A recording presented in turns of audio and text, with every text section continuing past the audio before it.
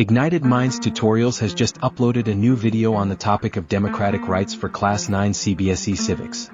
In this informative tutorial, students will learn about the fundamental rights and duties guaranteed to citizens under the Indian Constitution. The video covers the importance of democratic rights in a democratic country, such as the right to equality, right to freedom, and the right against exploitation.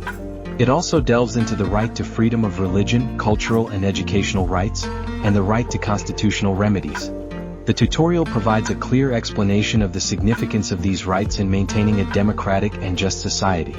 It also explores the limitations of these rights, the concept of secularism, and the role of the state in upholding these fundamental rights. By watching this video, students will gain a deeper understanding of the democratic principles that govern our country and the responsibilities that come with enjoying these rights. It will also help them prepare for their Class 9 CBSE Civics exam and develop a strong foundation in understanding the democratic framework of India. So, head over to the Ignited Minds Tutorials YouTube channel and watch the video to enhance your knowledge of democratic rights today.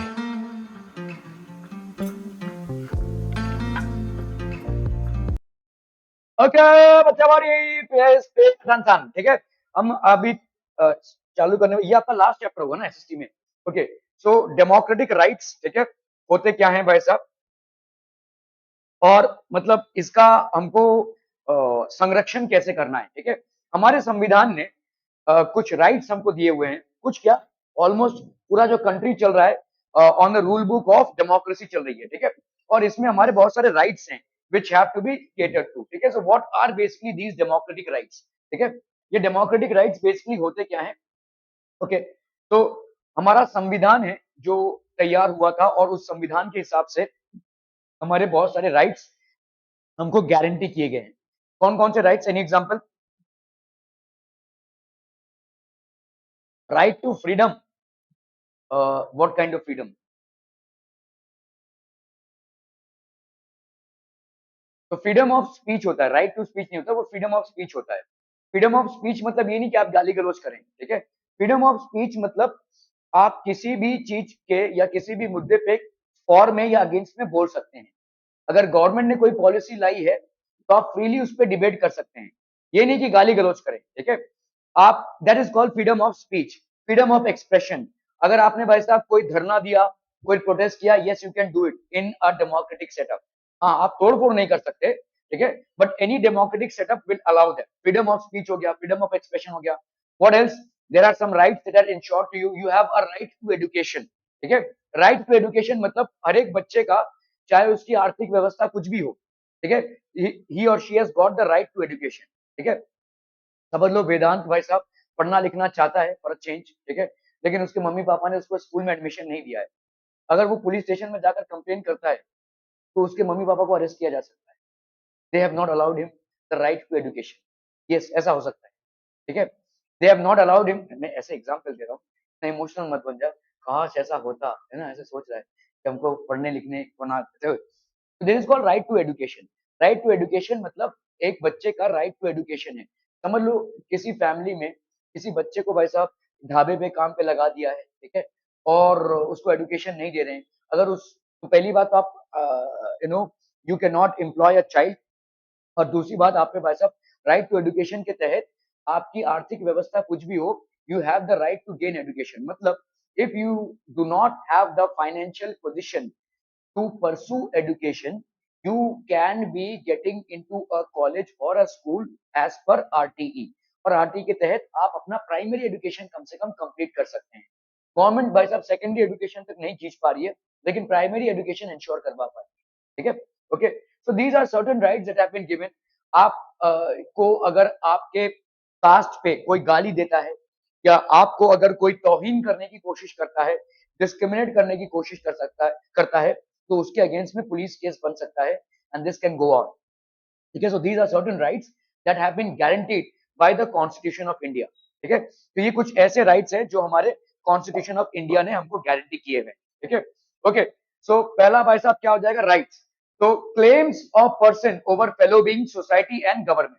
तो what are rights? ठीक है, what are rights? Rights मतलब तुम्हारा अधिकार। किस पे अधिकार? किस चीज पे अधिकार? राइट मतलब क्या है? तुम्हारा अधिकार। ठीक है, समझ में आ रहा है? लेकिन किस चीज पे अधिकार, किस पे तुम अपना आधिपत्य समझ, मतलब तो फेलो बींग्स पे राइट, सोसाइटी पे राइट और गवर्नमेंट पे राइट। ठीक है, right is possible when you make a claim that is equally possible for others. तो एक फेलो बींग मतलब तुम्हारा जो एक दूसरा ह्यूमन बींग है, तुम उसके साथ जैसा ट्रीटमेंट कर रहे हो, ठीक है, दूसरे भी उसके साथ वैसा ही ट्रीटमेंट कर रहे हैं। ऐसा नहीं है कि भाई साहब कोई ह्यूमन बींग है और तुमको बस अब हाथ जोड़ करके उसके पास खड़े रहना पड़ रहा है, बाकी सब उसको यार दोस्त की तरह ट्रीट कर रहे हैं। तो that is not a treatment that is proper, इसमें डिस्क्रिमिनेशन है। ठीक है, समझ में आ रहा है ये?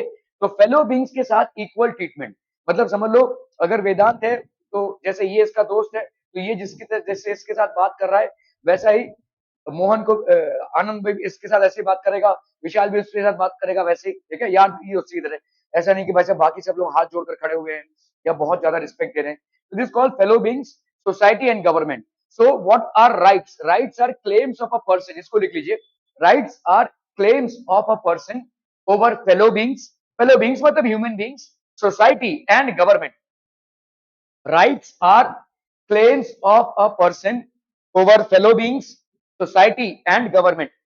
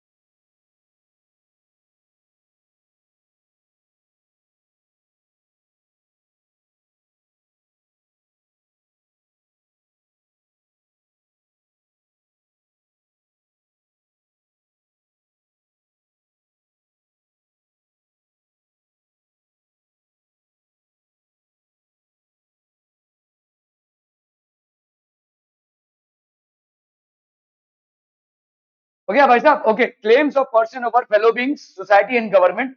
Reasonable claims of a person, reasonable claims मतलब कोई देखो ऐसा नहीं कुछ भी आप, मतलब मैं बोलूं कि भाई साहब मेरे को सोना चाहिए, चांदी चाहिए, गाड़ी चाहिए, ऐसा नहीं। जो रीजनेबल क्लेम्स हैं आपके, ठीक है, what are the reasonable claims of a person recognised by the society and sanctioned by law. Whatever reasonable claims है जो सोसाइटी ने रिकॉग्नाइज किया है और जो जिसको लॉ ने कंसीडर किया है। ठीक है, सिटीजन्स अप्रोच कोर्ट, ठीक है, लिखिए भाई साहब इसको। सिटीजन्स कैन अप्रोच कोर्ट, ठीक है, to for the law to protect them. ठीक है, अगर सिटीजन्स ने भाई साहब कोर्ट को अप्रोच किया, would the law be able to protect them for their rights? The answer is yes. ऐसे राइट्स की हम बात कर रहे हैं। ठीक है, okay, so we are talking about these kind of rights. Okay, तो पर्सन इन गुआंटानामो बे, अभी देखो यहाँ पे एक केस स्टडी है। ठीक है, तो ये आपका भाई साहब गुआंटानामो बे में एक केस हुआ था। ठीक है, about 600 people were secretly picked up by the US force from all over the world and put in as prisoners in Guantanamo Bay, an area near Cuba controlled by the American Navy. Cuba के साथ America का clash था। ठीक है, तो इस बे में 600 लोगों को इन लोगों ने प्रिजनर हिसाब से कैद करके रखा था। इनका कोई रिकॉर्ड नहीं, क्यों इनको कैद में रखा है, क्या ट्रायल है, क्या रीजन है, कुछ नहीं। यूएस आर्मी ने इनको भाई साहब कब्जा करके इनको डाल के रखा था। ठीक है, सो दिस इज बेसिकली, क्या ये राइट्स का वायलेशन है? देखो आपने जुर्म किया हो या ना किया हो, पहले वो सिद्ध होना चाहिए। There has to be a court proper trial, only then there can be proceedings made against you. ठीक है, you cannot just be put into prison just because somebody has picked up and thinks that you should be there in prison. So is this a violation of a right?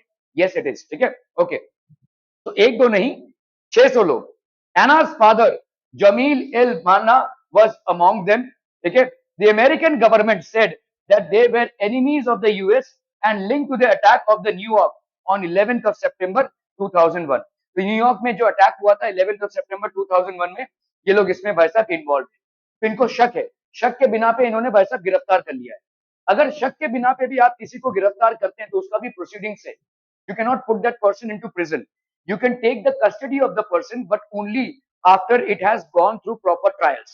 Otherwise, there can be restrictions imposed. Let's say उस किसी को, जैसे police को, अगर मेरे ऊपर शक है किसी क्राइम के लिए, तो पुलिस पहले मुझे कस्टडी में लेने की कोशिश करेगी। अगर मेरे को, अगर पुलिस कोर्ट मेरे को मेरा कस्टडी पुलिस को नहीं देती है, तो कोर्ट कुछ ऑर्डर्स जारी करेगी कि आप भाई साहब मूव नहीं कर सकते, ठीक है, you can not move to a foreign country, you can not move out of the city and so on and so forth. ये सब भाई साहब कोर्ट जारी कर सकता है, ठीक है। Okay, the American government said that they were enemies of the US and linked to the attack on New York. In most cases, the governments of their countries were not asked or even informed. Government को भी इत्तला नहीं की गई, ठीक है, इनके governments को, about their prisoners. Albana's family got to know that he was in that prison only through the media. Media से पता चला, ठीक है, गवर्नमेंट के पास भी कोई रिकॉर्ड नहीं है। फटाफट भाई साहब अमेरिकन आर्मी ने क्यूबा और उसके आजू बाजू से सब लोगों को उठाकर इस गुंटानामो बे में डाल दिया, ठीक है, समझ में आ रहा है ये। So they got to know through the media that these people are locked in there, ठीक है। इस तरह से भाई साहब इनको लॉक इन कर दिया गया, इनके पैरों पे बेड़ियां बांध दी गई और पूरा भाई साहब ऐसे अरेस्ट कर दिया गया। फैमिलीज ऑफ प्रिजनर्स, मीडिया और even UN representatives were not allowed to meet them. किसी से कोई मीट करने का ही नहीं, ठीक है। Nobody was allowed to enter meet with these people, ठीक है। जब कोई अंडर ट्रायल होता है ना, तो उसको भी इतना फ्रीडम होता है कि अपने फैमिली के लोगों से, अपने लॉयर से मिल सके, लेकिन इतना भी लिबर्टी उनको नहीं दिया गया। The US Army arrested them, interrogated them, and decided whether to keep them there or not. तो यूएस आर्मी पूरा हैंडल कर रही है, पुलिस का कोई इन्वॉल्वमेंट नहीं, कोर्ट्स का कोई इन्वॉल्वमेंट नहीं, सीधा यूएस आर्मी बस अब इसको हैंडल कर रही है, ठीक है।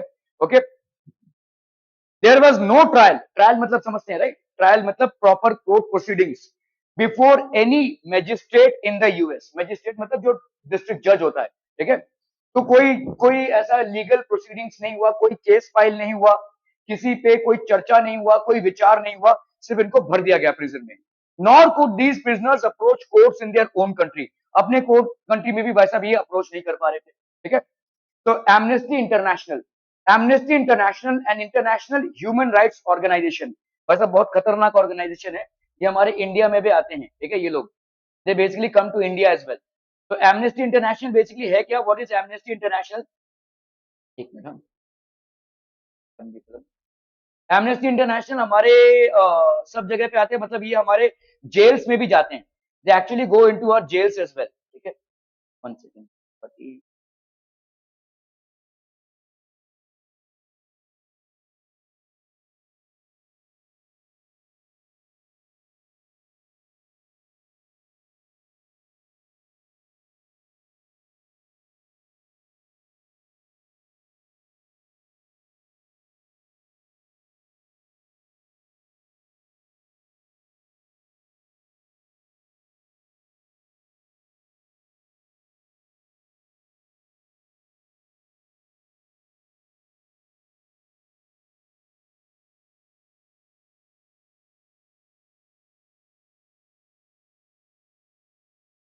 ठीक है। तो एमनेस्टी इंटरनेशनल जो है, एमनेस्टी इंटरनेशनल एक इंटरनेशनल ह्यूमन राइट्स ऑर्गेनाइजेशन है, और ये सारे कंट्रीज में जो ह्यूमन राइट्स का वायलेशन होता है उसका रिकॉर्ड रखती है।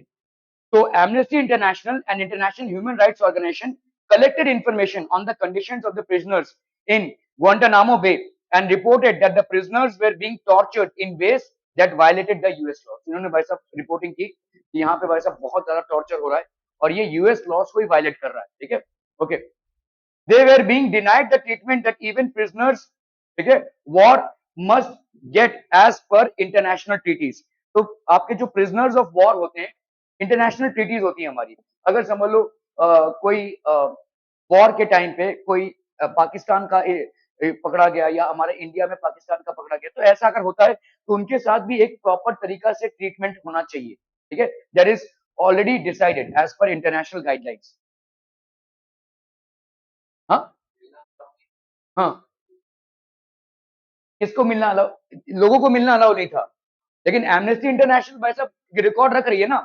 देखो यूएस एक ऐसा कंट्री है ना कि वहां पे बहुत ही डेमोक्रेटिक सेटअप है। मतलब एक तरफ से आपको दिखेगा कि गवर्नमेंट बहुत सख्त है, लेकिन दूसरी तरफ से पब्लिक भाई साहब घुस सकती है आराम से। ठीक है, मतलब यहाँ पे एमनेस्टी इंटरनेशनल यूएस का ही था, लेकिन उनको भाई साहब पता चल गया था और उन्होंने गवर्नमेंट का पर्दाफाश किया कि भाई साहब ये गवर्नमेंट भाई फोर्स कर रही है और ये गवर्नमेंट खुद ही के जो ये रूल्स है उसको वायलेट कर रही है। ठीक है, ये सब यूएस में ही हो सकता है, यहाँ मतलब चाइना वगैरह में नहीं हो सकता। काफी बड़ा डेमोक्रेटिक सेटअप है वो, वहां पे people are free to express themselves. Amnesty International एक भाई साहब बड़ा ह्यूमन राइट्स का ऑर्गेनाइजेशन है, उन्होंने पर्दाफाश किया कि भाई साहब these prisoners are being held without any trials and all. पता तो चल ही गया था, 600 लोग गायब होना मतलब दुनिया के किसी भी कोने से एक भी इंसान गायब होता है तो अफरा तफरी मचती है। 600 लोग गायब हुए हैं और इस प्रिजनर में सबको पता चल गया था। ठीक है, so this was being conducted by Amnesty International कि भाई साहब this is violating all international policies as well. US which is at the forefront of any democratic setup, which is a role model for other countries as a developed nation, is itself violating these laws. ठीक है, तो ये भाई साहब बहुत बड़ा मुद्दा बनने लगा। Okay, so many prisoners have tried protesting against these conditions by going on hunger fast. Prisoners were not released even after they were officially declared not guilty. तो इंटरोगेशन हुआ और भाई साहब जितने भी आपके आर्मी जनरल्स थे उन्होंने इनको नॉट गिल्टी डिक्लेयर किया, लेकिन इनको रिलीज नहीं किया। They were not release. An independent inquiry by the UN supported these findings. ठीक है, एक यूएन मतलब यूनाइटेड नेशंस। ठीक है, इन्होंने अपना एक इंडिपेंडेंट इंक्वायरी चालू किया और सपोर्ट किया कि भाई साहब the UN secretary general said the prison in Guantanamo Bay should be close down. उन्होंने बोला कि भाई ये गलत है, आप इसको शट डाउन कीजिए एज सून एज पॉसिबल। ठीक है, shut it down as soon as possible. The US government refused to accept these pleas. They refused to accept these pleas. तो भाई साहब इन प्लीज को उन्होंने बोला कि नहीं हम एक्सेप्ट नहीं करेंगे। ठीक है, तो मतलब यूएस गवर्नमेंट जो है तो भिड़ गई पूरे दुनिया के साथ ही। ठीक है, US basically which is considered as a role model for most of the developing nations as a developed nation in terms of democratic rights, in terms of fundamental rights. वही भाई साहब आपका सबसे बड़ा फंडामेंटल राइट का violation कर रहा था इस पर्टिकुलर इंसिडेंट पे। ठीक है,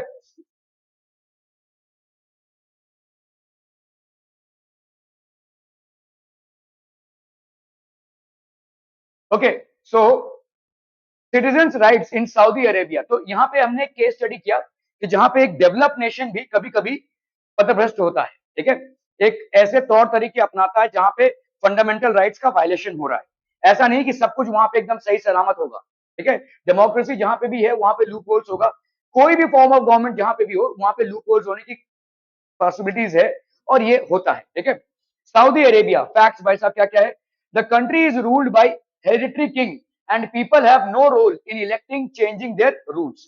तो हेरिडिटरी किंग है मतलब वहां पे राजा का बेटा ही राजा होगा, ऐसा ही चला आ रहा है। ठीक है, और people have no role in electing, election कुछ नहीं होता वहां पे। ठीक है, इलेक्टिंग और चेंजिंग देयर रूल्स। ठीक है, वो रूल्स चला आ रहा है और वही चलता रहेगा। ठीक है, अभी तक भाई साहब इसका मतलब क्या हो गया, they are still under monarchial rule. ठीक है, ज्यादा करके जो हमारे सेटअप्स हो गए वो डेमोक्रेटिक या कम्युनिस्ट फॉर्म ऑफ गवर्नमेंट्स हो गए, लेकिन सऊदी अरेबिया में still a hereditary rule, dynastic है। ठीक है, ओके, मोनार्कियल रूल है। The king selects the legislature as well as the executive. तो किंग सब कुछ डिसाइड करेगा। ठीक है, उसका खुद का लेजिस्लेचर, लेजिस्लेचर मतलब जो मिनिस्टर्स होंगे प्लस जो आपके एग्जीक्यूशनर्स होंगे। ही अपॉइंट्स द जजेस and can change any of their decisions. जजेस भी जो अपॉइंट करता है वो वही अपॉइंट करता है। ठीक है, जो भी कोर्ट रूम ट्रायल उनका डिसीजन अगर किंग को लगे कि नहीं इसने सही डिसीजन नहीं दिया तो वो चेंज कर सकता है।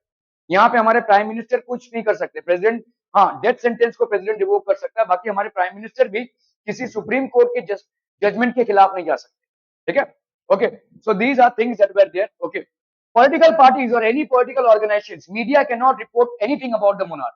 ठीक है, मीडिया भाई साहब चाहे वो आपका टीवी या सोशल मीडिया हो, they can not report anything about the king, anything against the king. ठीक है, okay, there is no freedom of religion, कोई फ्रीडम ऑफ रिलीजन नहीं है। Every citizen is required to be a Muslim.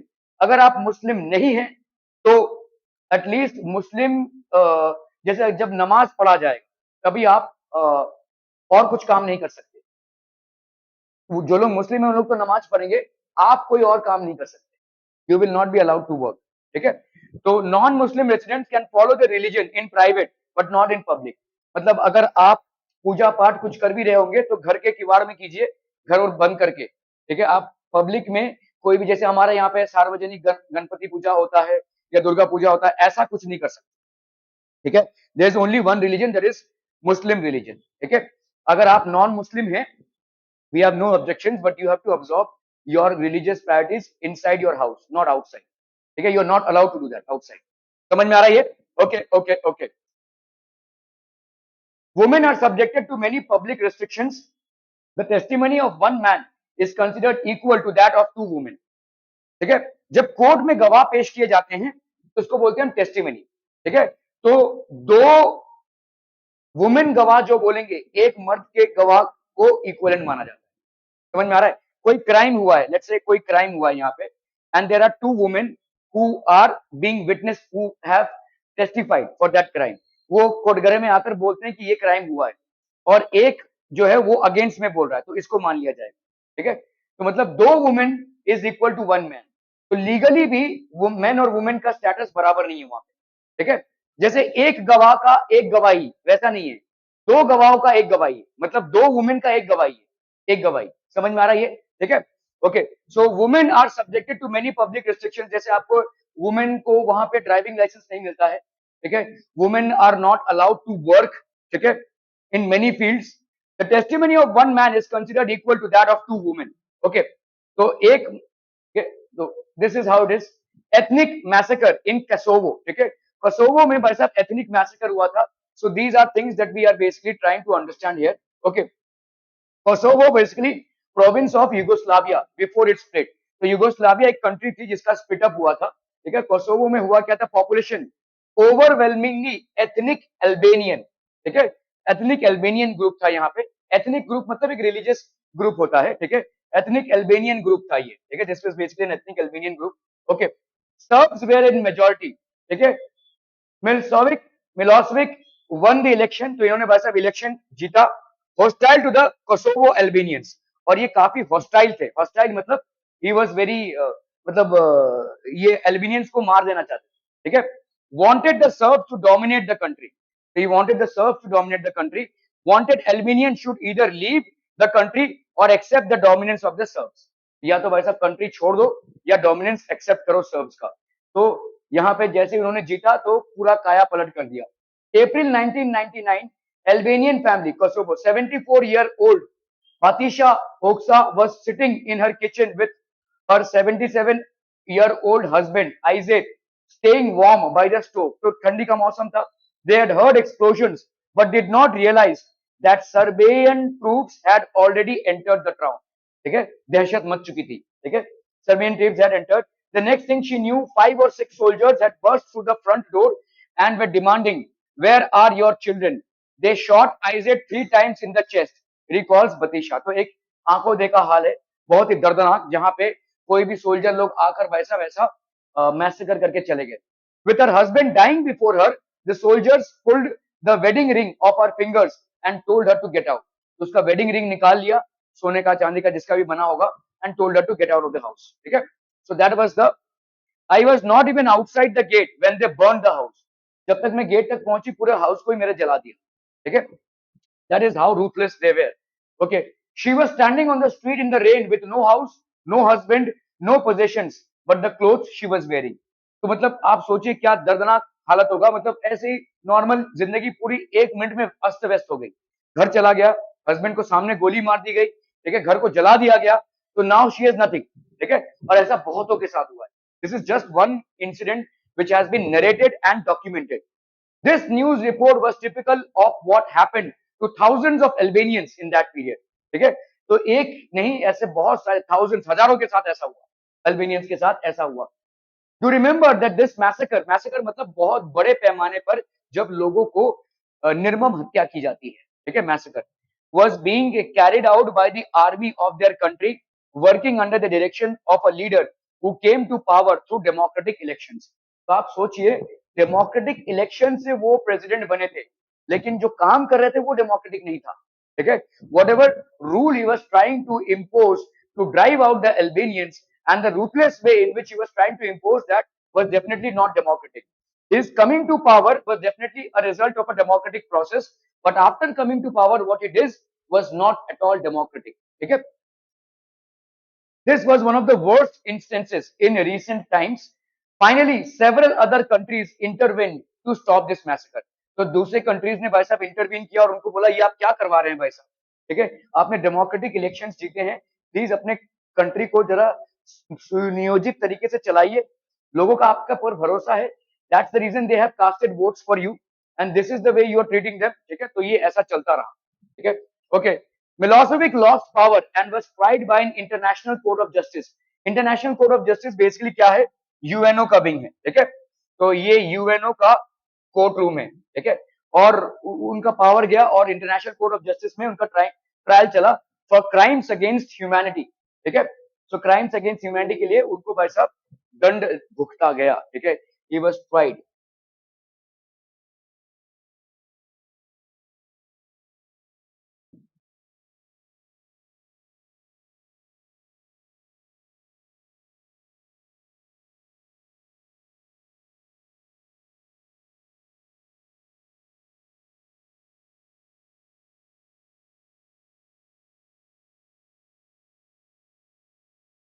Trial इंसान के बिना जाने से कैसे कैसे चालू होगा, कोई भी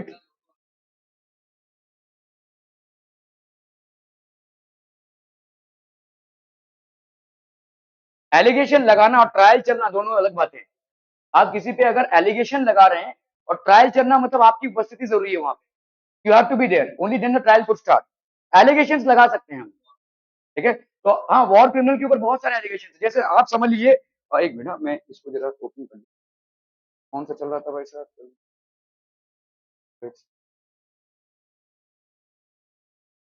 देखो एलिगेशन लगाना और एक्चुअली ट्रायल कंडक्ट करना, these are two different things. मैं आपको बोलूं जैसे हिटलर के टाइम पे जो इतना बड़ा एक हादसा हुआ, ज्यूज को टर्मिनेट करने का, ठीक है, 6 million Jews were terminated all over the world, and Hitler and his Nazi party were dead against the Jews to wipe them out once and for all। पूरे दुनिया को भाई साहब उनमें से उनको खाली कर देंगे दुनिया से, ठीक है, तो इतना बड़ा जो क्राइम चला 1939 अप्रोक्सीमेटली 1935 से 1945 तक चला ये। हालांकि हम देखेंगे 1939 से सेकेंड वर्ल्ड वॉर चालू हुआ था, लेकिन ये जूस को टर्मिनेट करने का काम बहुत पहले से ही थोड़ा थोड़ा थोड़ा थोड़ा चालू हो गया था। 1939 से 45 तक भाई साहब एक्सट्रीमली चलाइए, तो अकेला हिटलर तो था नहीं भाई साहब, हिटलर के जो जनरल्स थे हिमलर वगैरह, ठीक है, these were people who were masterminds in plotting this entire thing, ठीक है, तो जब वर्ल्ड वॉर खत्म हुआ तो हिटलर ने तो सुसाइड कर लिया, ज्यादा करके जनरल्स इन लोगों ने भी सुसाइड कर लिया, ठीक है, they all almost committed suicide because they knew that if they were put into trial they would be facing execution, a brutal execution, because all the countries would be putting them into trial। International court of justice भाई साहब उनको trial पे डालेगा ही डालेगा, ठीक है, आप अगर देखोगे एक ट्रायल चला था Nuremberg, this is basically Nuremberg trial, उस टाइम के वॉर क्रिमिनल्स को पनिश करने के लिए जर्मनी के जितने भी वॉर क्रिमिनल्स थे, specially the ones who belong to the Nazi party, they were tried under the Nuremberg trial. और इसमें भाई साहब बहुत लंबा चला ये ट्रायल, बहुत मतलब देखिए बहुत कम लोग ही हाथ में आए, कुछ थोड़े बहुत लोग ही भाई साहब जिनको ट्रायल किया गया, बाकी सब तो भाई साहब या तो किसी और देश में निकल लिए या तो भाई साहब उन्होंने सुसाइड ही कर लिया, लापता हो गया, ऐसा हो गया, ठीक है, तो कोई ऑस्ट्रेलिया में जाकर सेटअप हो गया, कोई भाई साहब बहुत सारे लोग इधर उधर हो गए। नाजी पार्टी जैसे ही मतलब दिख रहा था कि डाउनफॉल होने वाला है तो सब लोग अपना अपना अलग अलग आइडेंटिटी बना के इधर उधर भाग लिए, ठीक है, so this is what had happened. So trials is definitely a thing which is there to punish. Okay, now constitution of India हमको क्या क्या गारंटी करता है, तो हमने यहाँ पे 3-4 केस स्टडीज देखे, ऐसे ऐसे जगहों पे देखा कि एक जो ऐसा केस स्टडी देखा जहां पे मोनार्कियल रूल है, वहां पे तो भाई साहब डेमोक्रेटिक रूल है ही नहीं अभी भी, ठीक है। दूसरा हमने केस स्टडी देखा जहां पे डेमोक्रेटिक रूल है, लेकिन डेमोक्रेटिक रूल होने के बावजूद भी once the president was elected he tried to basically terminate one community once and for all. Albanian community को पूरा पूरा खत्म करने की कोशिश की गई, बहुत ही दर्दनाक मैसेकर हुआ, बाद में उनके ऊपर ट्रायल चला।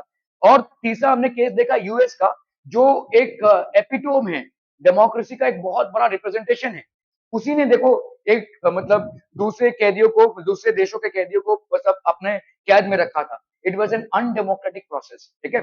सो यहाँ पे 3-4 एग्जांपल्स हम इस चीज को समझने की कोशिश कर रहे हैं कि आपकी डेमोक्रेसी है, इसका मतलब ये नहीं है कि राइट्स गारंटीड होंगे। ये जरूर है कि पेन एंड पेपर में राइट्स दिए रहेंगे, लेकिन उनको इंप्लीमेंट करना एक दूसरी बात होती है, ठीक है। Just because you are a democratic nation, it doesn't mean that the rights would be there might be violation of rights which we saw in these couple of cases, ठीक है। Okay, so now we are talking about India in which the right to equality भाई साहब क्या है? Equal right to use public places and facilities, ठीक है। तो जैसे आपके भाई साहब रोड्स हैं, रोड्स पे कोई भी चल सकता है, ठीक है।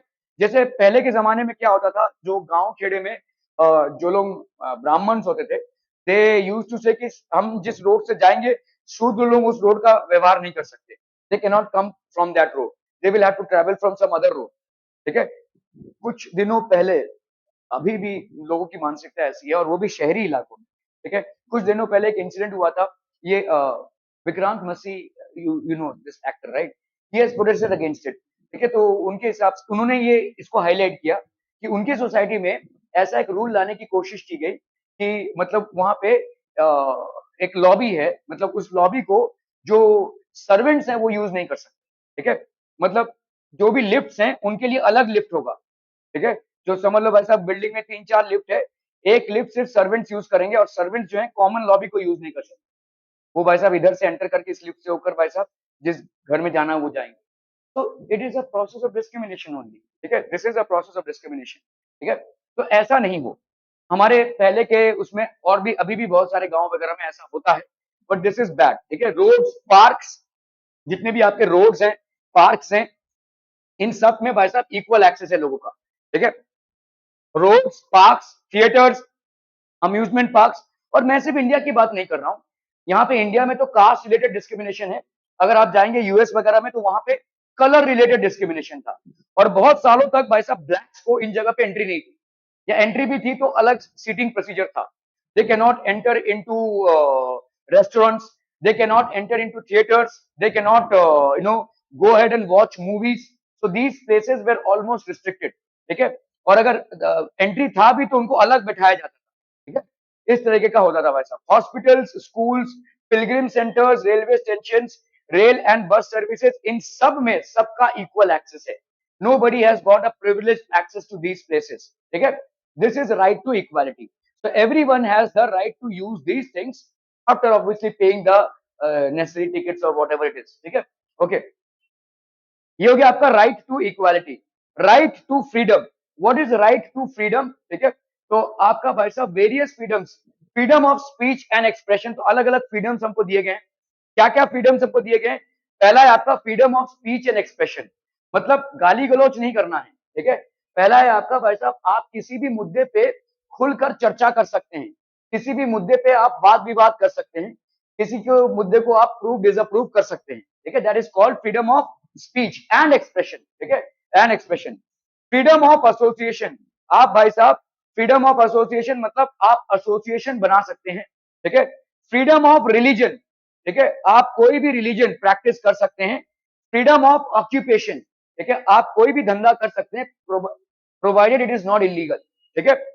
Freedom of movement and residence, आप अगर भाई साहब पंजाब के हैं तो आप मुंबई में सेटल डाउन हो सकते हैं, एंड वाइस वर्सा, ठीक है। You are not restricted to go from anywhere to anywhere, ठीक है, ये आपका कोई रिस्ट्रिक्शन नहीं है। Freedom of movement and residence, आप कहीं पे भी जाकर अपना रेसिडेंस बचा सकते हैं, ठीक है। Are we clear on this people, ठीक है। इसको लिख लीजिए भाई साहब, फ्रीडम्स क्या क्या हैं, कौन कौन से फ्रीडम्स हमको गारंटी हुए हैं।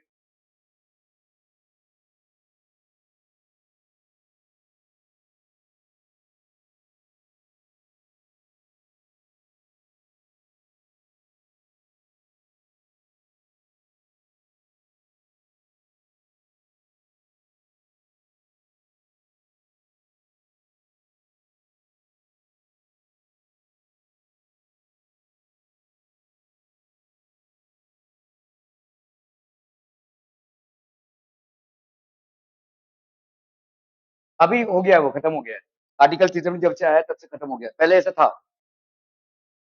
इनफैक्ट आप नॉन कश्मीरी होंगे अगर तो कश्मीर में घर नहीं ले सकते, ऐसा पहले था, अभी वो डिसॉल्व हो चुका है। स्पेशल स्टेटस जो था उस स्टेट को दिया गया था, अभी वो डिसॉल्व हो चुका है। दूसरा, अगर कश्मीर की कोई लड़की या कोई लड़का किसी बाहर के स्टेट के लड़की या लड़के से शादी करता है, तो they will lose their ancestral property, they will have no right to that property. ऐसा भी था। बाहर के लोगों का तो एंट्री था ही नहीं वहां पे।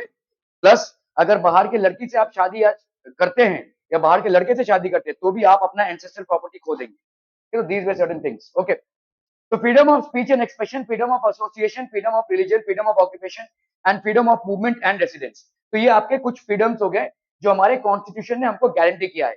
राइट अगेंस्ट एक्सप्लॉयटेशन, अगर कोई आपका शोषण करने की कोशिश करे, ठीक है। फॉर एग्जाम्पल, अगर समझ लो भाई साहब, मैंने ऋषि सिंह से पानी मांगा, मुझे प्यास लगी है भाई साहब, तो ऐसे ही मैंने उससे पानी मांगा और वो मेरे को भाई साहब ऐसे ऐसे दे रहा पानी, ठीक है, कि छुए ना, ठीक है, या उधर उधर उधर उधर पियो, ऐसा ऐसा बोल दिया, ठीक है। If he is trying to basically impose on me that I should not और he should not come in contact with me, ठीक है, as it will be a threat to his losing of caste, ऐसा अगर है, तो अगर ऐसा वो इम्पोज कर रहा है, वो बोल नहीं रहा है कि तुम नीची जाति के हो, तुम मेरे पास मत आओ, वो लेकिन अपने व्यवहार से ऐसा जता रहा है कि यहाँ रखा है ग्लास, ये चीज पी लो, ठीक है, ऐसा करे, या ऐसा कुछ जता रहा है कि भाई तो I could report him to police. He has not uttered a word against my caste, he has not tried to say anything, लेकिन अपने एक्शन से ये जता रहा है कि I am an impure form and I may hamper his caste if he happens to come in contact with me, ठीक है। तो ऐसा अगर कुछ भी कर रहा है, ठीक, तो ये एक टाइप का एक्सप्लॉयटेशन हो जाएगा, ठीक है। हाँ, किसी को आपने नीची जात पे गाली दे दिया, उसके जात पे गाली दे दिया, उसको, वो तो एक्सप्लॉयटेशन है ही, प्लस दीज आर आल्सो एक्सप्लॉयटेशंस, ठीक है। कैसे भी करके अगर आप डिस्क्रिमिनेशन को प्रैक्टिस करने की कोशिश कर रहे होंगे, दैट इज कॉल्ड एक्सप्लॉयटेशन, ठीक है। Due to a person religion, due to a person caste, due to a person colour related, तो हमारे इंडिया में ज्यादा है नहीं, ठीक है। हम बेसिकली सबके सब बीटी स्किन के हैं, तो हमारा ज्यादा कलर रिलेटेड डिस्क्रिमिनेशन नहीं है, लेकिन हमारा कास्ट रिलेटेड डिस्क्रिमिनेशन बहुत ज्यादा है, ठीक है, और रिलीजन रिलेटेड भी। तो दिस इज कॉल्ड एक्सप्लॉयटेशन, ठीक है। कोई भी किसी को अगर एक्सप्लॉट प्रताड़ित कर रहा होगा, तो उसके अगेंस्ट में हम, ठीक है, जैसे अगर आप देखोगे भाई साहब, हमने जैसे ऐसे जॉब्स होते हैं जहां पे भाई साहब आप लीगल जानते हैं, आप कि जिसको आपने एम्प्लॉय किया हुआ है वो अनपढ़ गवार है, ठीक है, उसके घर में पैसे नहीं है, तो आप भाई साहब 8 घंटे का बताकर उससे 12 घंटे काम करवा रहे हो, और उसके पास कोई चारा भी नहीं है, he cannot protest, he or she cannot protest or cannot knock the doors of law, ठीक है। ये भी आपका भाई साहब एक्सप्लॉयटेशन है, this is called exploitation. Okay, तो right to freedom of religion, आप किसी भी धर्म के हो, आपके पास पूरा राइट है अपने धर्म को फॉलो करने का।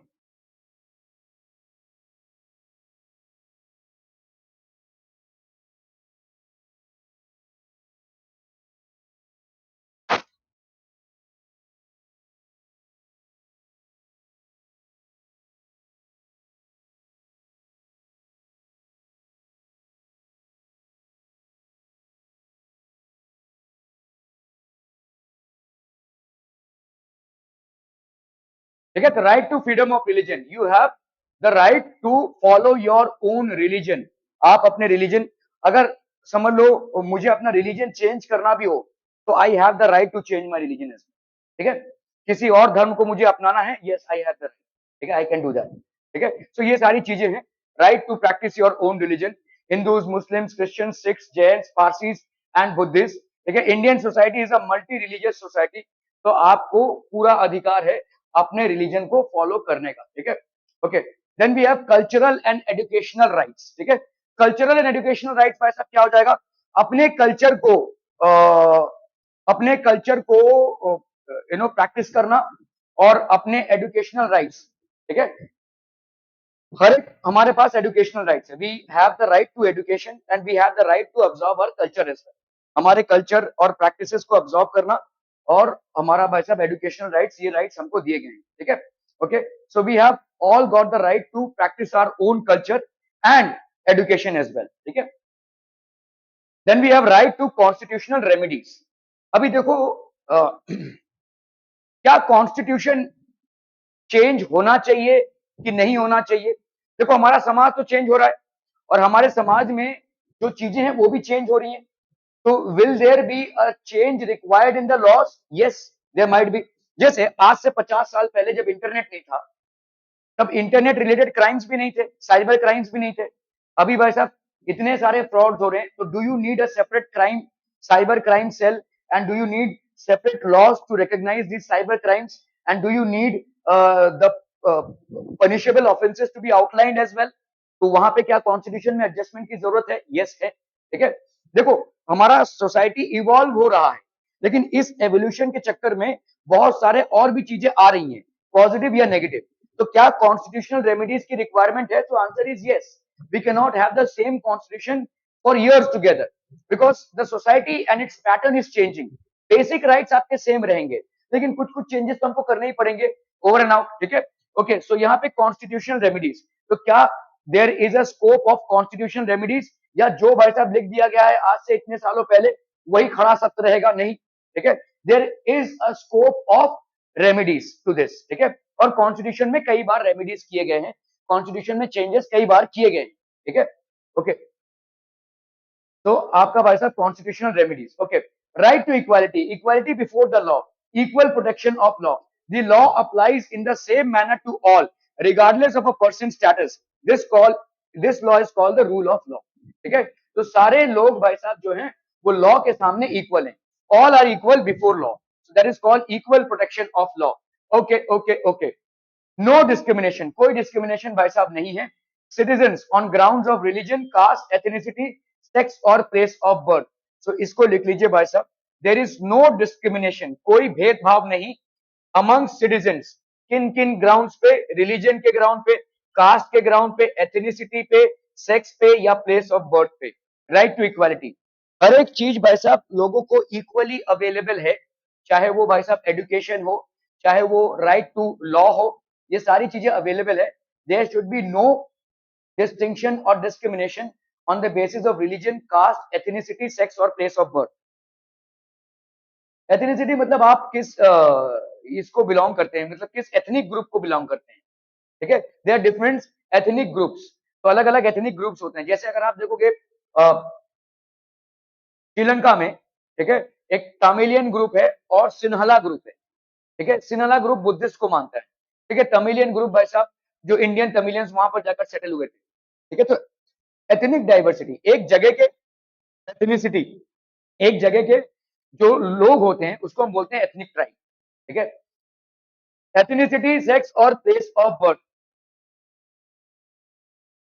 इक्वल अपॉर्चुनिटी सबको मिलनी चाहिए भाई साहब। ठीक है, everybody should be having an equal opportunity with regards to employment और अपॉइंटमेंट टू एनी पोजीशन। हाँ, यहाँ पे एक चेंज आया है और ये कॉन्स्टिट्यूशन में चेंज लाया गया है, reservation. There is reservation for scheduled caste, scheduled tribes and OBCs. Why has this happened? Because there was a disbalance in our society for a very long time.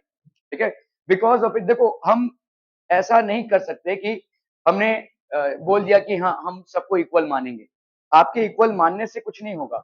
आपने जिस जिस समुदाय पे बहुत दिनों से अत्याचार किया है, वो समुदाय तो बहुत नीचे है, उसको इक्वल पे लाने के लिए आपको भाई साहब हाथ बढ़ाकर उसको ऊपर उठाना पड़ेगा।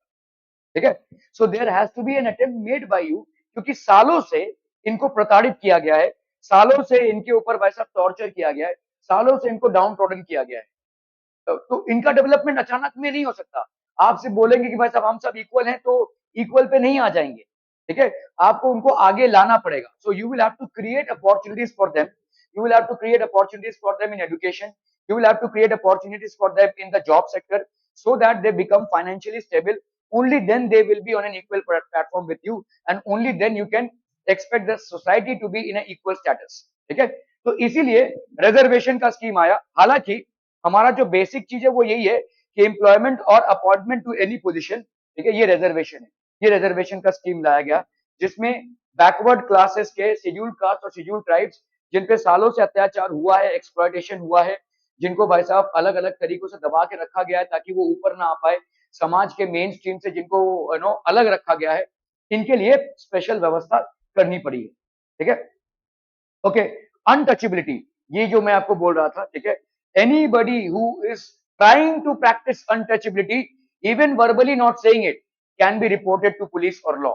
ठीक है, जैसे मैंने आपको बोला, it refers to any belief और social practice which looks down upon people on account of their birth with certain caste levels, Such practice denies them interactions with others or access to public places as equal citizens. ठीक है, तो अगर आपने किसी भी हालत में इसको प्रैक्टिस करने की कोशिश की, you can be remanded to law. ठीक है, आप भाई साहब लॉ में, मतलब आपने किसी को अपमान नहीं किया है, मुंह जबानी अपमान नहीं किया है, लेकिन आपने बोल दिया कि उधर उधर जाकर पानी पियो, या ऐसा कुछ आपने बोला। ठीक है, मैंने कई लोगों को देखा है कि अभी भी किसी को पैसे दे रहे होंगे ना, तो हाथ में दे देते हैं, ऐसे फेंक कर देते हैं। these are basically things that you are doing and you are practicing untouchability। ठीक है, आप अनटचेबिलिटी को प्रैक्टिस कर रहे हैं, विच इज रॉन्ग। ठीक है, तो ये एक पनिशेबल ऑफेंस है। Anybody trying to practice and reported to police can be actually arrested for the same. ठीक है, okay, right to freedom, absence मतलब किसके, कंस्ट्रेंट्स और इंटरफेरेंस। ठीक है, राइट टू फ्रीडम, आप अपने घर पर बैठ के अपने फैमिली के साथ एंजॉय कर रहे हैं, कोई मूवी देख रहे हैं, you have the right to do so. ठीक है, आप कहीं पे रेस्टोरेंट पे खाना खाने जा रहे हैं, आप भाई साहब कोई मूवी देखने जा रहे हैं, ठीक है, you have all the rights to do so. ठीक है, तो आपका भाई साहब विदाउट एनी कंस्ट्रेंट्स, ठीक है, आपके ऊपर कोई कंस्ट्रेंट्स नहीं रहेगा और कोई इंटरफेरेंस नहीं रहेगा। Absence of any type of constraints और इंटरफेरेंस। ठीक है, हाँ, आप कुछ इलीगल कर रहे हैं तो कंस्ट्रेंट्स और इंटरफेरेंस होंगे, लेकिन अगर आप लीगली अपने फैमिली के साथ या अपना लाइफ जी रहे हैं, तो there would be no constraints और इंटरफेरेंस एट ऑल। ठीक है, ओके, तो right to freedom and expression, freedom to assemble peacefully without any harm. ठीक है, तो assemble peacefully without any harm, तो अगर आप भाई साहब बहुत सारे, right to freedom and expression, right to freedom and expression है भाई साहब।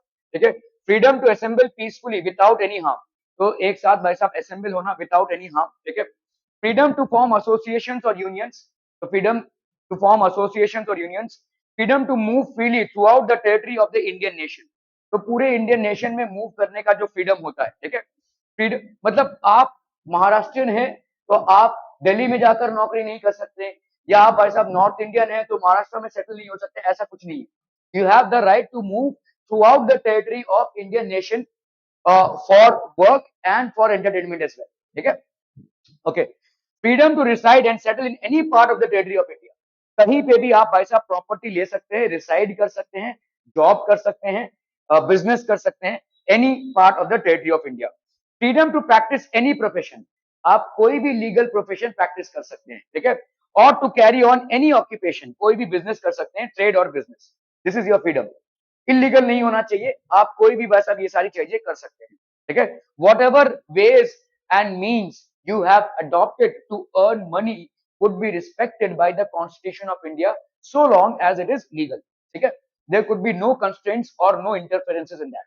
ठीक है, कोई constraints या interferences नहीं होंगे। ठीक है, क्लियर है भाई साहब? Okay, so this is called right to freedom.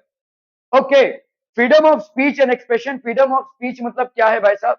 Freely communicate, freely communicate मतलब गाली गलौज नहीं, फ्रीली कम्युनिकेट मतलब आप किसी भी चीज पे चर्चा विदाउट एनी दबाव कर सकते हैं। जैसे आपने डिबेट्स देखे होंगे जो आपके न्यूज चैनल्स में होते हैं, तो फ्रीली डिबेट कर सकते हैं, ठीक है, किसी भी चीज पे, तो that is called free communication. Personality development, ठीक है, आपका भाई साहब पर्सनालिटी डेवलपमेंट, एक्सप्रेस व्यूज, ठीक है, free to criticise the government, government को क्रिटिसाइज कर सकते हैं आप। पब्लिसाइज व्यूज, आप अपना मैगजीन में अपने व्यूज को पब्लिसाइज कर सकते हैं, न्यूज़पेपर में पब्लिसाइज कर सकते हैं, पैम्पलेट्स में डाल सकते हैं आप भाई साहब इसको, यू कैन एक्चुअली आप इसको सोशल मीडिया में डाल सकते हैं। You can not use this freedom to instigate violence, लेकिन आप इसको वायलेंस के लिए नहीं यूज कर सकते। ये जो फ्रीडम आपको मिल रखा है, इससे आप वायलेंस नहीं कर सकते। ठीक है, you can not use this to incite people to rebel against the government, तो आप भाई साहब लोगों को भड़का नहीं सकते, इस चीज को यूज करते हुए आप लोगों को भड़का नहीं सकते। हालांकि आप फ्रीडम ऑफ एक्सप्रेशन कर सकते हैं, आप डिबेट कर सकते हैं, आप भाई साहब प्रोटेस्ट कर सकते हैं, आप वाद विवाद कर सकते हैं, but you can not drive violence to this. ठीक है, आप लोगों में जागरूकता फैला सकते हैं, लोग क्वेश्चन कर सकते हैं। फ्रीडम टू असेंबल पीसफुली, तो अगर आप भाई साहब कोई एसोसिएशन बना रहे हैं to discuss problems, exchange ideas, mobilise public support to a cause, कोई एक आंदोलन आपको करना है तो आप कर सकते हैं। You can basically do all these things. ठीक है, सो discuss problems, you can exchange ideas, you can mobilize public for support to a cause। ठीक है, okay, seek vote for a candidate or a party in any election, तो किसी भी candidate या party के लिए इलेक्शन के लिए आप भाई साहब वोट ले सकते हैं। People should not public disorder, breach of peace और कैरी वेपन्स, ये सब नहीं होना चाहिए। ठीक है, कोई ऐसा आंदोलन आप कर रहे हैं जिससे लोग भड़क उठे हैं और भाई साहब चीजों का तहस नहस कर रहे हैं, या पीस को डिस्ट्रॉय कर रहे हैं, या भाई साहब वेपन्स कैरी कर रहे हैं, ये सब ना करें, ठीक है, but you can do a peaceful march, ठीक है। Freedom to form associations or unions. Citizens can form associations, workers union to promote their interest, ठीक है, unions बना सकते हैं आप, जैसे रेलवेज में यूनियंस है, वर्कर्स के यूनियंस होते हैं, ठीक है, so these unions are there, ठीक है। कैंपेन्स अगेंस्ट करप्शन और पोल्यूशन, ये सब आप कैंपेन्स रिजॉल्व कर सकते हैं, all these can be done, ठीक है। सो ये आपका फ्रीडम है basically, this is a basic freedom that you have. Any question some people till now? Any question some? जैसे आपके स्कूल में क्या सब कुछ सही हो रहा है? Is everything right? ओके, सो क्या पेरेंट टीचर्स अपना एसोसिएशन बना सकते हैं? पीटीएम होता है, पीटीए होता है, so you have the freedom to form associations, ठीक है, you can actually form associations.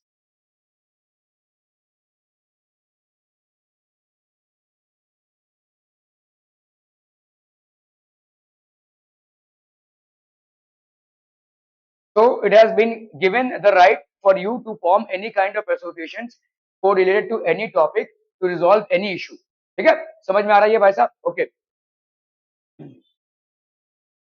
Freedom to move freely throughout the territory of Indian nation, तो आपको भाई साहब पूरा पूरा फ्रीडम है टू मूव फ्रीली।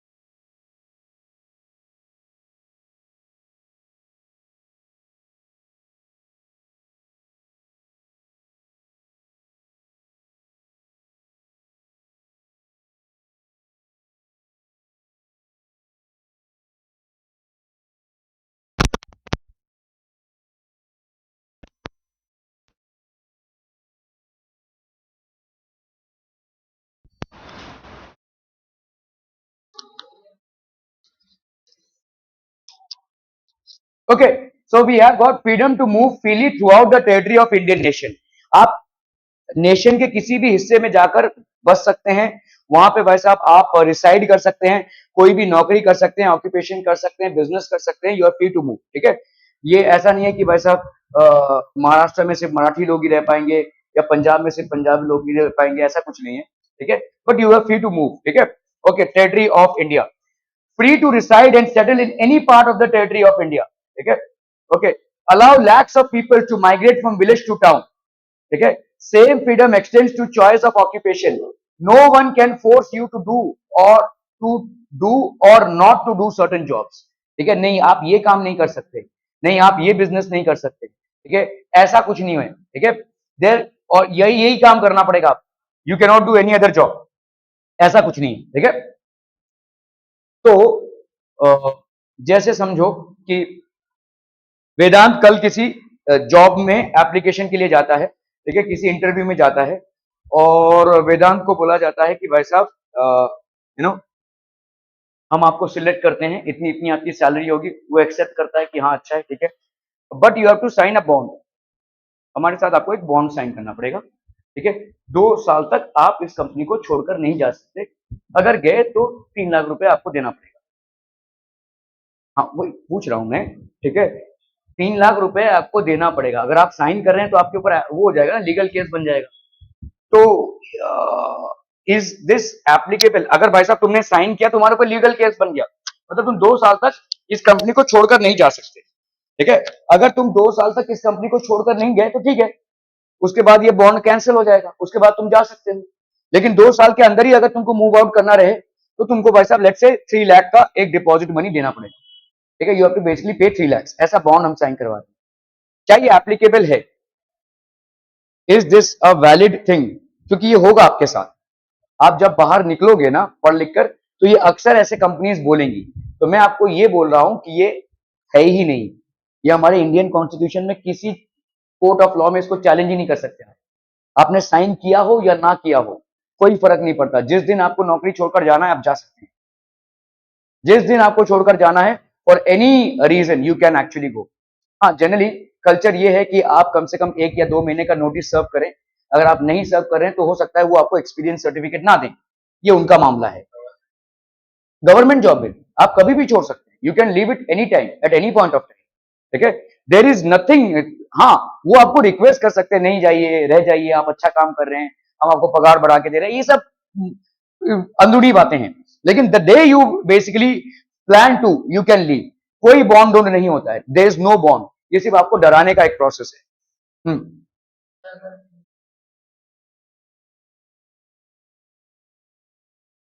साइन करो या ना करो, कोई फर्क नहीं पड़ता है। समझ में आ रहा है? तो आपने साइन नहीं किया तो वो बोलेंगे मैं आपको जॉब नहीं दूंगा, तो आप क्या हो जाएगा, प्रेशर में आकर साइन कर देंगे। अच्छा पैकेज मिल रहा है, आपने प्रेशर में आकर साइन कर दिया, फिर आप भाई साहब सोचते बैठेंगे यार कल को अगर मेरे को अच्छा जॉब मिला या मेरी कोई फैमिली की रिस्पॉन्सिबिलिटी आई या अगर मुझे को बाहर जाना पड़ा तो मेरे तो हाथ पैर बंधे। नहीं, ऐसा कुछ नहीं। You can leave the job the day you wish to. ये सिर्फ कंपनी डराने के लिए करती है, ऐसा कोई लीगल प्रोसीजर नहीं है, ये दिया हुआ है ना भाई साहब। No one can force you to do, ठीक है, टू डू और not to do certain jobs. अगर आप बोल रहे हैं कि आपका 2 साल का बॉन्ड है तो हम फोर्स कर रहे हैं ना, आप 2 साल तक आप हिल नहीं सकते यहां से, ठीक है? This is something that you can not do. हाँ, ऐसा जरूर हो सकता है, ऐसा जरूर हो सकता है कि समझ लो भाई साहब कोई एमएनआर का टीचर है, क्या वो केपीसी में भी जाकर पढ़ा सकता है? नहीं बस, ऐसा नहीं, ठीक है? पढ़ा सकता है, ठीक है? एमएनआर में कोई पढ़ा रहा है, वो क्या केपीसी में भी जाकर पढ़ाएगा? केपीसी वाले बोलेंगे नहीं भाई साहब हम नहीं लेंगे, एमएनआर बोलेंगे नहीं भाई साहब हम आपको नहीं लेंगे, ठीक है? ये हमारा स्कूल है और स्कूल में कोचिंग अलाउड नहीं है। आप भाई साहब उधर का इधर का इधर, ऐसा नहीं। ये हो सकता है, that it can be there, ठीक है? हम फोर्स नहीं कर रहे हैं, आपको उधर पढ़ाना है उधर पढ़ाइए, हमको उधर पढ़ाना है उधर पढ़ाइए, ठीक है? So this is basically how you can do. Same freedom extends to choice of occupation. No one can force you to do or not to do certain jobs. कोई आपको यहाँ पे फोर्स नहीं कर सकता, ठीक है? Okay. Right against exploitation, prevent exploitation, weaker sections of the society. तो आपका भाई साहब जैसे कॉन्स्टिट्यूशन हो गया, कॉन्स्टिट्यूशन प्रोहिबिट करता है ट्रैफिक इन ह्यूमन बींग्स, ठीक है? ह्यूमन बींग्स की ट्रैफिकिंग, ट्रैफिकिंग मतलब क्या होता है? ह्यूमन बींग्स को एक जगह से दूसरी जगह ले जाया जाना, ठीक है? लड़कियों को, ठीक है, बच्चों को, ठीक है, ये आपका ट्रैफिकिंग है, ठीक है? वीकर सेक्शन, तो आपका भाई साहब राइट अगेंस्ट एक्सप्लॉयटेशन ये क्या करता है? इट प्रिवेंट्स एक्सप्लॉयटेशन, शोषण प्रिवेंट करता है। जो वीकर सेक्शन के लोग हैं, जो आर्थिक रूप से गरीब हैं, ठीक है, या पिछड़े वर्ग के हैं, उनको अक्सर गांव खेड़ों से उठाकर भाई साहब ट्रैफिक में डाला। ट्रैफिक मतलब ये रस्तों का ट्रैफिक नहीं है, this is basically human trafficking. और ह्यूमन ट्रैफिकिंग बहुत डेंजरस फिनोमिना है। आपको अंदाजा भी नहीं होगा कि कितने बच्चे और कितनी लड़कियां हमारे इंडिया से गायब होती हैं हर साल। दे रन इन थाउजेंड्स, ठीक है? हाँ, भेज देते हैं भाई साहब, भेज देते हैं, ठीक है? They are exported to other countries और they are employed into some other things, मालूम ही नहीं, ठीक है? आपने सुना रहेगा ना, बच्चे अगवा हो रहे हैं भाई साहब, बच्चे किडनैप हो रहे हैं, ठीक है? तो ये ह्यूमन ट्रैफिकिंग है। ह्यूमन ट्रैफिकिंग के बहुत सारे रीजन होते हैं भाई साहब। लड़कियों को तो भाई साहब ह्यूमन ट्रैफिकिंग में ज्यादा एम्प्लॉय करते हैं, प्लस बच्चों को भी। बच्चों को भाई साहब आपको एक ह्यूमन बीइंग मिल रहा है भाई साहब, एक मतलब मशीन मिल रही है उससे काम करवाने के लिए, ठीक है? So this is practised. और ये human traffic, traffic in human beings, traffic here means selling and buying of human beings, usually women, for immoral purposes.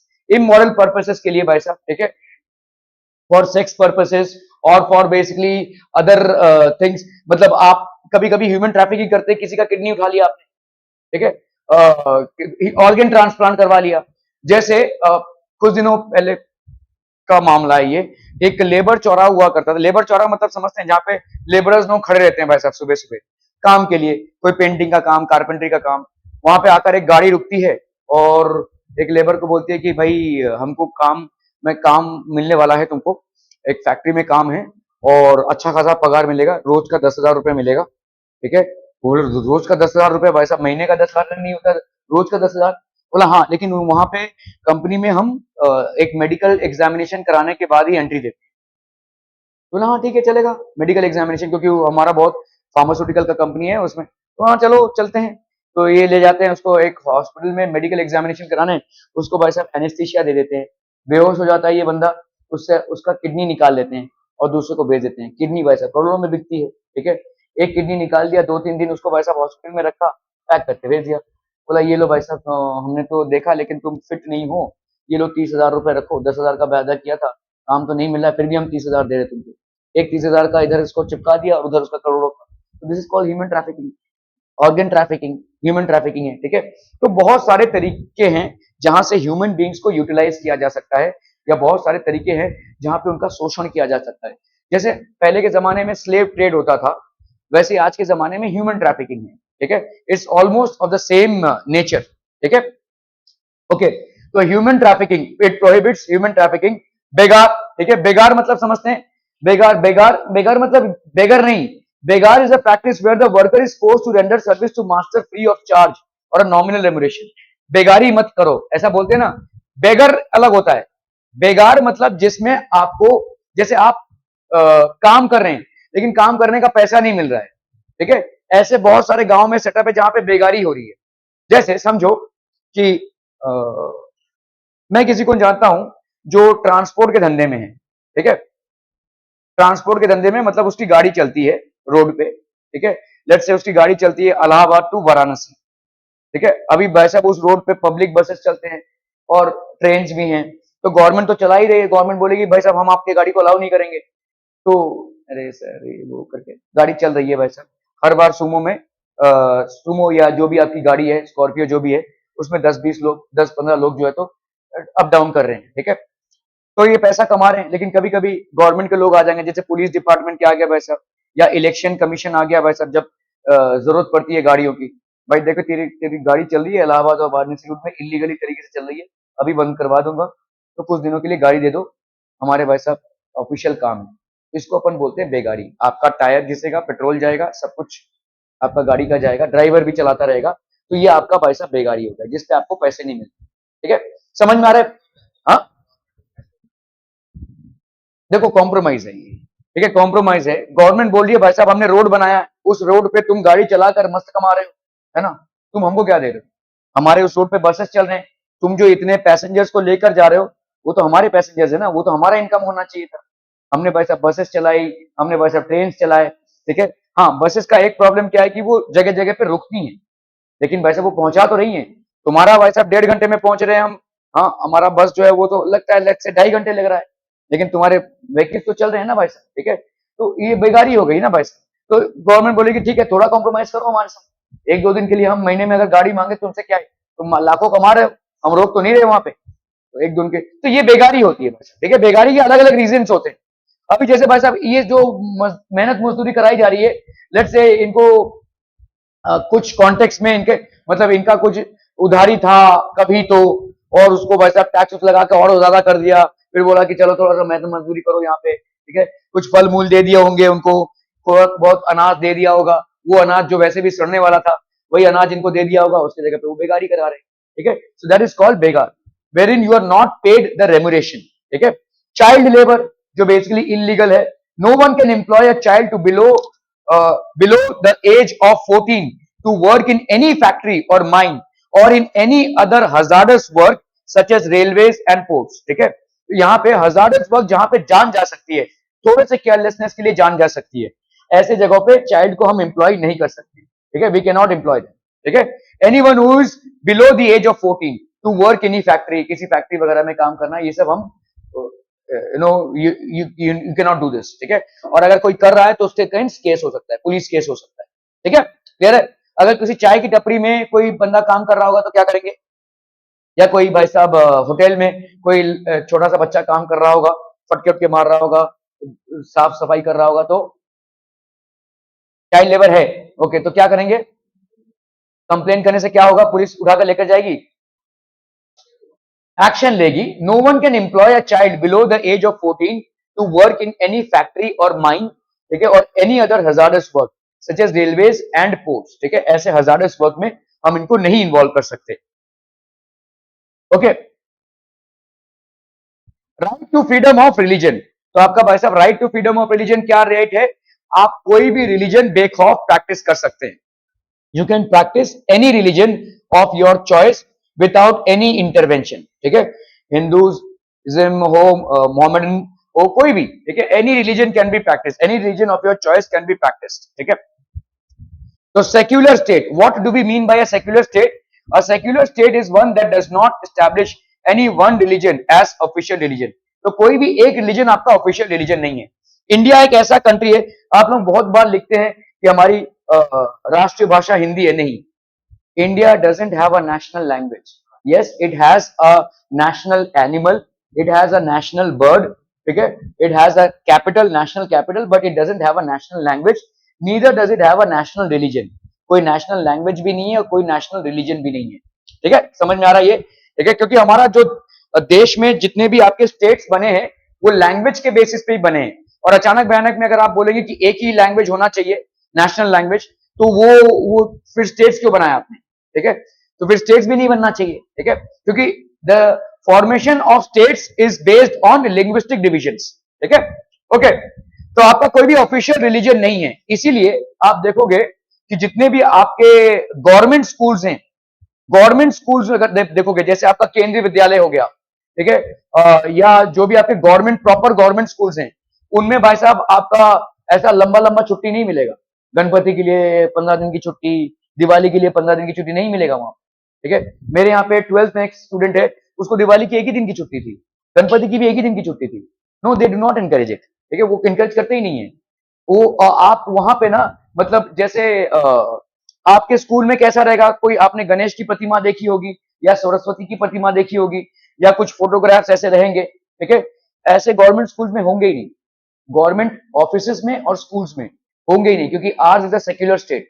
अगर ऐसे होंगे तो इसका मतलब आप किसी रिलीजन को बढ़ावा दे रहे हैं। प्राइवेट स्कूल्स में हो सकते हैं, गवर्नमेंट स्कूल्स में नहीं हो सकते, गवर्नमेंट के ऑफिस में भी ऐसा नहीं हो सकता। महात्मा गांधी, भगत सिंह, इनके पोस्टर्स आप लगा सकते हैं, लेकिन गणपति की या सरस्वती की इनके पोस्टर जनरली नहीं लगाते हैं। मैं तो आपने क्या देखा, मैं उसमें टिप्पणी नहीं कर रहा हूं, लेकिन सेक्युलर स्टेट मतलब ये होता है, secular state means that any government college, government institute will not have these things, will not have provisions for these. अगर हो रहा होगा वो अलग बात है, लेकिन प्रोविजन नहीं है, ठीक है। क्लियर है, समझ में आ रहा है भाई साहब? There will be no provision, it means that you are supporting a religion, ठीक है, और यहां पे ऐसा नहीं हो सकता क्योंकि हमारा कोई ऑफिशियल रिलीजन नहीं है। We do not have an official religion, so you can not officially support any religion, ठीक है। क्या ये समझ में आ रहा है भाई साहब? आपको मैं जो स्टूडेंट है मेरे केंद्रीय विद्यालय की, उसका दिवाली में भी एक ही छुट्टी था, गणपति में भी शायद 2 दिन छुट्टी था, एक जो मेन चतुर्थी थी और शायद लास्ट वाले दिन, ऐसा ही था। She didn't get any holidays, और वैसा ही है उसका पूरा पूरा जो करिकुलम है वैसा ही है। They don't get these religious holidays, they do not get any religious benefits, ठीक है। ओके, तो ये सेक्युलर स्टेट है, that is what we mean by secular state. Every person has a right to profess, practice and propagate their religion. कोई भी religion मुझे profess करना मतलब मैं ये रिलीजन को मानता हूं, प्रैक्टिस कर रहा हूं और प्रोपोगेट कर रहा हूं, ऐसा हो सकता है, ठीक है। Practice means does not mean that person can do what ever he wants in the name of religion. इसका मतलब ये नहीं है कि वो कुछ भी करे, ठीक है, in the name of religion, ठीक है। एनिमल्स सैक्रिफाइस, एनिमल का भाई साहब सैक्रिफाइस, ठीक है, does not mean that person can do whatever he wants to do in the name of religion। ये जैसे एनिमल सैक्रिफाइस हो रहा है, human beings is offering to supernatural, ठीक है, बहुत गलत प्रथा थी भाई साहब, एनिमल का सैक्रिफाइस नहीं होना चाहिए, ठीक है। रिलीजियस प्रैक्टिसेस के लिए एनिमल का सैक्रिफाइस करना गुनाह है, ठीक है। आप खाने के लिए कर रहे होंगे और वो भी रेयर स्पीशीज नहीं है तो इट्स ओके, बट बलि देना ये सब, ये animal sacrifice is not it. Human beings, कहीं कहीं पे ह्यूमन बींग्स का भी सैक्रिफाइस किया जाता था, बच्चों का बलि दिया जाता था, ऐसे बहुत बार हुए हैं, ठीक है। इंडिया में ऐसा बहुत बार मतलब फालतू चीजें हैं ये, ठीक है। नर बलि दी जाती है, बच्चों का बलिदान दिया जाता है, बच्चे को अगवा कर लिया गया और ऐसा नर बलि दी गई, ठीक है। So this has happened quite a number of times. है, मैं आपको वो बोल रहा हूं जो बुक में है, मैं आपको वो नहीं बोल रहा हूं जो हो रहा है। एक्शन क्यों नहीं लेते? एक्शन तभी हो सकता है जब कोई रिपोर्ट करे, अगर कोई रिपोर्ट नहीं कर रहा एक्शन नहीं होगा, ठीक है। अगर कोई रिपोर्ट नहीं कर रहा है, पूरे गांव को वो मंजूर है तो ठीक है, ठीक है। तो पूरे गांव को अगर मंजूर है कि वो बलि चढ़ रहा है और वैसा वैसा हो रहा है, कोई उसको, देखो पुलिस भी आकर कोई एक्शन नहीं लेगी जब तक कोई क्राइम रिपोर्ट ना हो। until unless a crime is reported, nobody is going to investigate about it. You will have to take an initiative about it. उसके बाद ही ये हो सकता है, ठीक है। Okay, one cannot force a widowed woman to shave head or wear white clothes, ठीक है। ये हमारे पहले की प्रथाएं हैं, ठीक है, जहां पे विडोड जो विधवाएं हैं उनके बाल का मुंडन कर दिया जाता था और वियर व्हाइट क्लोथ, और विधवा का ड्रेस करने बोला जाता था। तो this is something that you can not force on them, ठीक है। दे हैव देयर राइट्स, ठीक है। Yes, they have lost their husband, but that doesn't mean that they would not have an access to their lives, ठीक है। Okay, minorities free to adopt and practice their own culture. जितने भी minorities हैं, they have the freedom to adopt and practice their own culture. ये अपने culture को practice कर सकते हैं, अडॉप्ट कर सकते हैं, ठीक है। Right to establish education institution, ठीक है, ये अपने भाई साहब एजुकेशन इंस्टीट्यूशंस बना सकते हैं। Constitution guarantees cultural diversity. तो कॉन्स्टिट्यूशन भाई साहब क्या गारंटी करता है? Cultural diversity. कल्चर में जितनी भी डाइवर्सिटीज हो वो कॉन्स्टिट्यूशन गारंटी करता है। सिटीजन्स विद डिस्टिंक्ट लैंग्वेज और culture have right to conserve it, ठीक है। तो जितने भी सिटीजन्स हैं who have got a distinct language and culture have the right to conserve it. जो भी उनका भाई साहब लैंग्वेज रहेगा या कल्चर रहेगा, तो इसीलिए देखो मोहम्मडन्स का मदरसे होते हैं जहां पे उनका भाई साहब मदरसों में उनका रिलीजन के बारे में, ठीक है, या अरेबिक वगैरह सिखाया जाता है, ठीक है, देयर देयर कल्चर, ठीक है। So they have the rights to practise all this, ठीक है। जैसे एक जैसे देखो महाराष्ट्रियंस का एक न्यू ईयर डे होता है जिसको हम गुड़ी पड़वा बोलते हैं। गुड़ी पड़वा वैसे महाराष्ट्र में छुट्टी रहती है लेकिन दूसरे स्टेट्स में नहीं रहेगी। जैसे वेस्ट बंगाल में नववर्ष बोलते हैं तो वो उस दिन छुट्टी रहेगी वेस्ट बंगाल में, लेकिन दूसरे स्टेट्स में नहीं रहेगी। लेकिन सारे स्टेट्स में एक दिन छुट्टी रहती है जिसको हम बोलते हैं नवरोज, ठीक है। कभी कभी गवर्नमेंट क्या करती है, देखती है कि भाई साहब पारसीज जैसे हैं, Parsis are a diminishing community, वो डिमिनिश होता जा रहा है, तो गवर्नमेंट ने एक नेशनल हॉलीडे सा डिक्लेयर कर दिया नवरोज। और बॉम्बे में ही सारे पारसीज हैं तो बहुत सारे स्कूलों में नवरोज के दिन छुट्टी होता है, देना चाहिए, ठीक है। Because this is a diminishing community and we should come in front to support them because they have done a lot for India, ठीक है। आज की तारीख में भाई साहब टाटा जैसे पारसीज हैं, ठीक है, बहुत बड़ा डेवलपमेंट इंडिया का किया उन्होंने, बहुत बड़ा योगदान है उनका डेवलपमेंट में, ठीक है। So we can at least have this. तो आप बोलेंगे कि भाई साहब हमारे न्यू ईयर में क्यों नहीं छुट्टी है, बंगालियों के न्यू ईयर में क्यों नहीं छुट्टी है, पंजाबियों के न्यू ईयर में क्यों नहीं छुट्टी है? तो ये वाद विवाद का मसला नहीं है, ये एक अंडरस्टैंडिंग का मसला है कि because there is a diminishing community, we are trying to encourage their culture so that they can get some support from us, ठीक है। Okay, citizens with distinct language or culture have the right to conserve it. Admission to any educational institution cannot be denied on the ground of religion or language. ऐसा discrimination नहीं हो सकता, ठीक है। Okay, so doctor Baba Saheb Ambedkar call the right to constitutional remedies the heart and soul of the constitution. तो इन्होंने खुद ही बोला था कि भाई मैं फ्रेमवर्क कर रहा हूं ये कॉन्स्टिट्यूशन का, लेकिन कॉन्स्टिट्यूशन में चेंजेस आते रहेंगे। एक ऐसा नहीं कि आज बना दिया तो 100 साल यही चलेगा, 200 साल यही चलेगा, नहीं, हो नहीं सकता। सोसाइटी इवॉल्व कर रही है, हमारे रिक्वायरमेंट्स चेंज हो रहे हैं, ठीक है। हमारे जो लाइफ के साइकिल्स है या जो कॉम्प्लेक्सिटीज है वो चेंज हो रही है। So that is the remedy, constitution make other rights effective when any of our rights are violated we can seek remedy through courts, ठीक है। तो एक रेमेडी भी होती है, मतलब अगर हमारा वायलेशन हुआ तो उसके बाद क्या, तो आप कोर्ट का दरवाजा खटखटा सकते हैं। Court has to guarantee the right to all these freedoms that have been guaranteed to you. Fundamental right, we can directly approach the Supreme Court और the High Court of a state. आप अपना case भी लड़ सकते हैं खुद ही, ठीक है। Power to issue directions, orders और writs for the enforcement of the fundamental rights, ठीक है। तो आप भाई साहब सुप्रीम कोर्ट या हाई कोर्ट, सेशंस कोर्ट, सबके दरवाजे खटखटा सकते हैं। Expanding scope of rights, constitutional rights, ठीक है। तो आपके भाई साहब our constitution and laws also offer a wide range of rights other than fundamental rights, ठीक है। भाई साहब ये क्या क्या है, ठीक है, what are these? Right to property, ठीक है, राइट टू प्रॉपर्टी जैसे आपका अगर कोई फैमिली में लड़का और लड़की है तो पिताजी के जाने के बाद the property should be equally divided, ये राइट टू प्रॉपर्टी है, ठीक है। Then we have got the right to vote, ठीक है, every vote is counted as one vote, ठीक है, समझ में आ रहा है? So these are different rights that we have, ठीक है, which have been guaranteed by our constitution. और रेमेडी क्या है अगर ये राइट्स एक्सरसाइज नहीं हुए? तो can we approach a higher authority? The answer is yes, we can knock the doors of the courts to get a justice done on the same, ठीक है। कोनो क्वेश्चन भाई साहब? Any question? ओके, बहुत बढ़िया, आज के लिए इतना ही। Thank you so much for